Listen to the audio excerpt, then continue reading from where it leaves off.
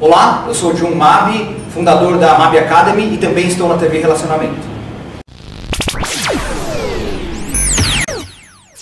Olá, amigos do canal Web Reporter Channel! Olha, eu estou aqui com uma entrevista muito legal. Ele é jornalista, é pesquisador e eu estou aqui com o Washington Moraes, que vai falar sobre a vida do ator Marlon Brando. Bem-vindo, Washington. Herbert, é um prazer enorme estar aqui com você novamente, para a gente poder falar um pouco sobre a vida desses artistas famosos, gente do cinema, né? Hoje, vou fazer uma pequena lembrança assim, biográfica do Marlon Brando. Não vou fazer um tratado, apenas o básico, né? Vamos dizer assim, o feijão com arroz sobre o Brando, que é um dos artistas, um dos ídolos do cinema que eu admiro muito.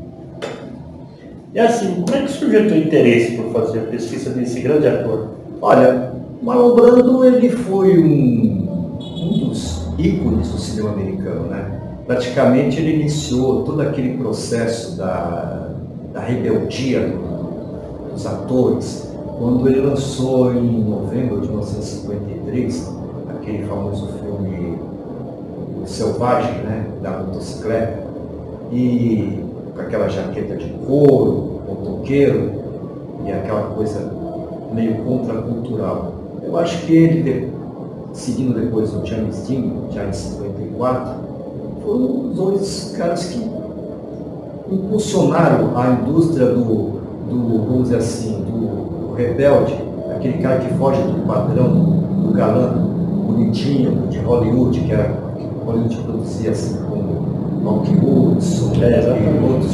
Ele fez exatamente uma linha de contestação de rebeldia que a juventude daquela época se identificou muito. Admirava, né? Admirava o estilo, né? Exatamente. E depois ele, logicamente, ao longo da carreira, ele foi um cara que sempre conseguiu fazer mutações, né? Ele não ficou preso a um padrão específico. Ele fez o filme O Selvagem, depois em 1970, teve Sindicato dos Ladrões, teve o filme do Poderoso Chefão, que é um filme curioso, né? Porque ele tinha que fazer o papel de um cara velho, aí ele fez toda uma caracterização, né? Colocou algodão na bochecha para ficar mais velho, aquela coisa toda, e o andar dele. Quer dizer, é um ator excepcional. E outra coisa, né? Poucas pessoas sabem, mas no final de 1970, no final dos anos 70, por volta de 1978, ele fez o Superman, ele fez a participação. E o Superman, curiosamente também, ele quando foi convidado para fazer o filme, ele fez uma coisa estranha. Um dos poucos casos do cinema onde o ator principal, que era o Steve, que fez o Super-Homem, ele não recebeu um cachê como o Brando, que só aparece no comecinho do filme, e cobrou um salário assim, um cachê astronômico, né? Quer dizer, foi um caso assim, até curioso na época. Também um detalhe, quando ele fez o Poderoso Chefão, que ele foi indicado ao Oscar, aí ele mandou uma representante, né, uma indígena, para mostrar que o americano, na sua colonização, havia massacrado o povo indígena, quer dizer, um ato de protesto que ele fez, que repercutiu muito, vamos dizer assim, dentro da política norte-americana.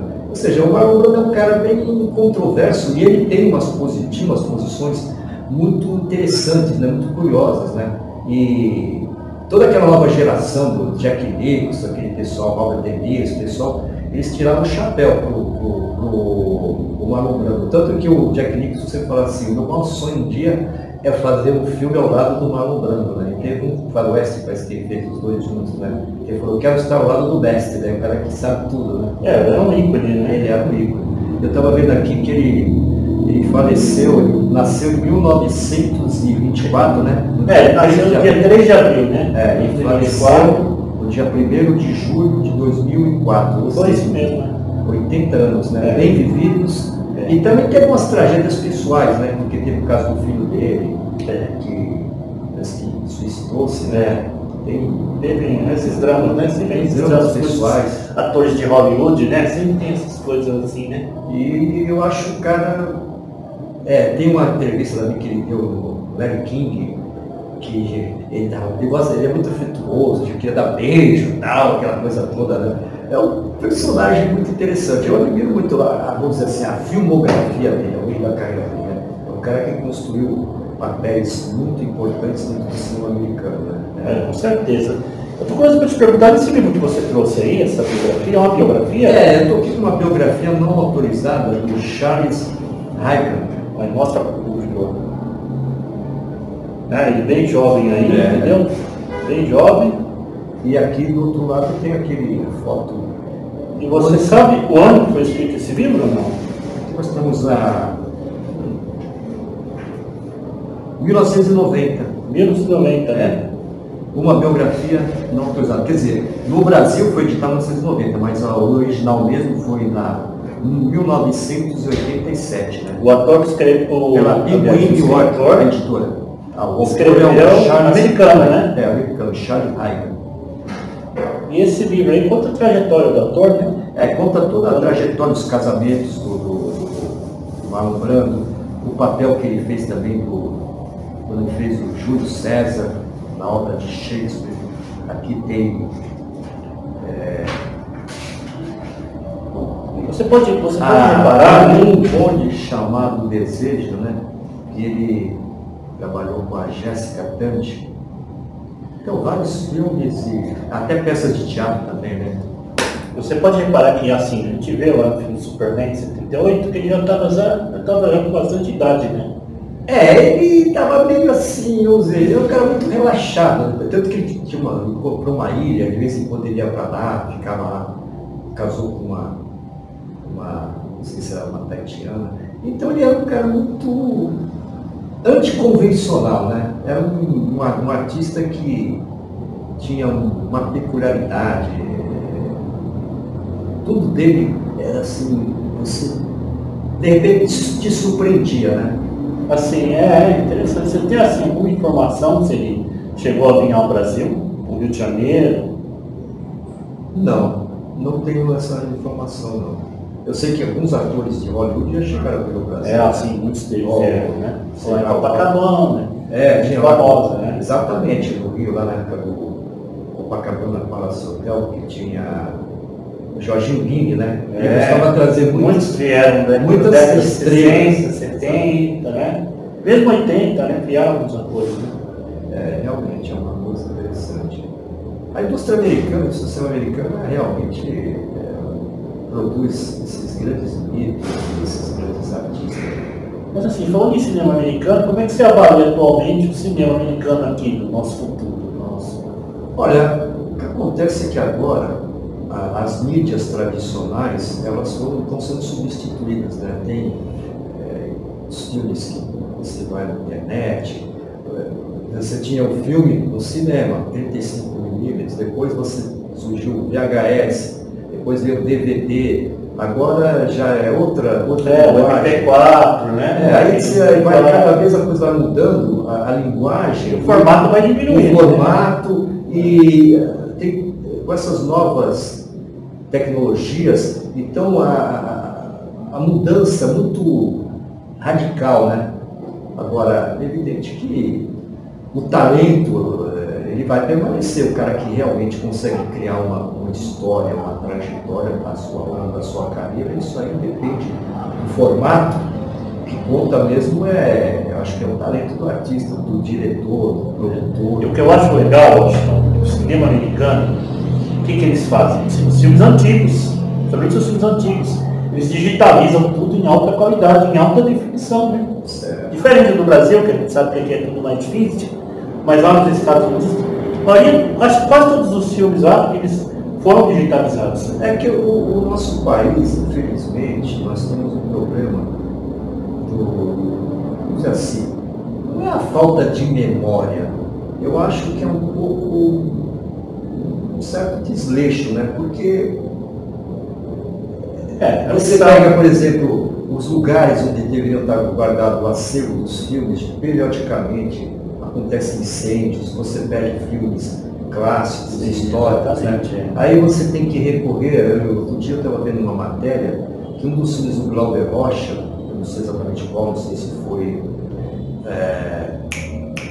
Terra em Trânsito, que a película que tinha, a cópia que tinha no Brasil, se perdeu no incêndio. Então, por sorte, tinha um colecionador lá na França. Sim, exatamente, foi isso. Tiveram que utilizar, pedir a cópia do cara para poder o filme ser. Exatamente, foi isso mesmo. É a mesma coisa, vai mudando um pouco.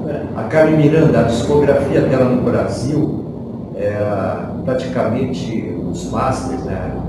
Todos eles se perderam. Aí você tem que recorrer ao cara que é o colecionador de vinil para refazer a cópia. Ou então, os próprios Estados Unidos, eles fizeram o trabalho de resgate da memória da Carmen Miranda. Então, o Brasil, infelizmente, é um país que você não consegue, vamos dizer assim, preservar a memória. Com muito sacrifício, aí você tem aqueles caras abnegados, aqueles historiadores, aqueles colecionadores, que conseguem manter a memória viva do país, nas várias artes, no cinema, vamos dizer assim, na própria literatura, as primeiras edições de livros, se não foram aqueles bibliófilos antigos, como José Mingre, o cara que vai atrás e resgata toda uma parte de livros, o outro que resgata uma parte de filmes, e assim, várias áreas da Eu acho legal, né? da música, né? Eu acho que eles, inclusive, eles devem ter até parceria, que é o Canal Brasil, né? O Canal Sim. Brasil tem restaurado bastante filmes nacionais, né? Das organizações Globo, e você pode assistir em HD, né? É muito legal eles fazerem esse trabalho. Sim, nós temos uma boa equipe de abnegados que consegue. E eu diria que dentro da área musical, que é uma área que eu conheço um pouquinho, quem faz esse serviço são os colecionadores, quer dizer, aqueles camaradas que eles conseguem preservar. Lá em Reunirês, no Ceará, tinha o Grácio Barbalho, que era um médico, um grande colecionador de 78 no Rio Grande do Norte, tinha o Jairo Severino no Rio de Janeiro, e o Abel, que esqueci o sobrenome dele agora, que foi o cara que fez a biografia, o professor aqui de interior de São Paulo, que fez a biografia da Carmen, o próprio Tinhorão, que faleceu recentemente. Então essas pessoas são abnegadas porque eles, dentro da sua, passaram ao longo da sua vida trabalhando para preservar, quer dizer, conseguir trazer aqueles discos, aquelas partituras, para que não se perca a memória da cultura brasileira, né? Então, isso é um exemplo assim, né? Estou falando na área da música, na área do livro, tem o José Midley e alguns outros, né? Então, são esses abnegados que conseguem fazer com que o nosso país ele tenha ainda uma memória, né? Porque hoje as coisas são muito descartáveis, vamos dizer assim. E a gente está vivendo um processo agora, até porque o papel, o livro, o advento da internet, está vindo assim, uma substituição muito grande, né, na impressão de livros, essa coisa toda. Tem o e-book e tal. Mas, aquela velha história, né? Se você também, aquilo que foi produzido na época do papel, você tem que achar um jeito de resgatar, né? Porque senão você perde completamente. Com certeza. E internautas, o Washington, ele é um dos maiores colecionadores do Brasil, hein? Ele tem um grande acervo de revistas, de jornais, de discos, não é isso? Eu procuro fazer a minha parte, modestamente, né?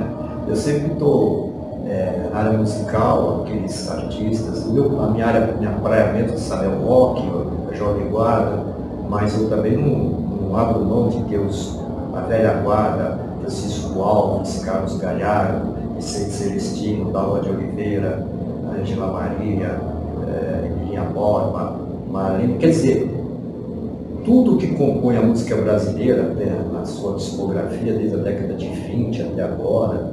A área do cinema, eu me ligo muito mais assim no cinema marginal, né, aqueles filmes que eram produzidos independentemente, até o cinema novo também. Isso na área do cinema. Na área musical já falei. Na área da literatura, eu gosto da literatura marginal, aqueles autores da geração mimeógrafa. E assim a gente vai tentando, né, resgatar, porque aquilo faz parte da vida, né? É como dizia lá, não sei se foi o Freud, que a criança, colecionador é aquele cara que tenta resgatar alguma coisa da infância, né? Como se fosse ovos de figurinha. Então você tem que, para você ter aquele sentimento de pertencimento, né? Isso aqui fez parte da minha vida. Então, aqui você se sente gratificado, né? Isso eu acho que é por aí. Agora eu fiquei com a gente perguntando também do Marlon Brando. O que você tem do Marlon Brando? Você tem os filmes dele? Você tem... Olha, do Marlon Brando eu tenho alguns filmes em DVD e tal. E evidentemente que alguns eu revejo, né? Você fica observando alguns toques, alguns gestos, alguma maneira da interpretação dele. Principalmente aquele filme O Poderoso Chefão, que aquele filme me chamou muito a atenção pela maneira como ele se porta. E tem muita coisa aqui no filme, parece que ele meio que improvisava ali na hora. É um cara genial, o Marlon Brando. Gênio, né? É um top. Então, gente, eu te agradeço pela sua participação. Deixe as suas redes sociais. Olha, as minhas redes sociais são modestas, né? Eu sou bem velhinho. Então eu tenho o Facebook, que é Imagens do Rock. Eu tenho o meu Facebook, Washington Moraes. E eu tenho uma página no YouTube, que é Jovem Guarda Curiosidades. E agradeço mais uma vez aqui o convite ao amigo Herbert Bianchi para falar um pouquinho sobre Marlon Brando e a nossa cultura em geral. Grande jornalista, te agradeço de verdade. Eu que agradeço. Amigos do Web Repórter, tchau, tchau! Um abraço a todos vocês.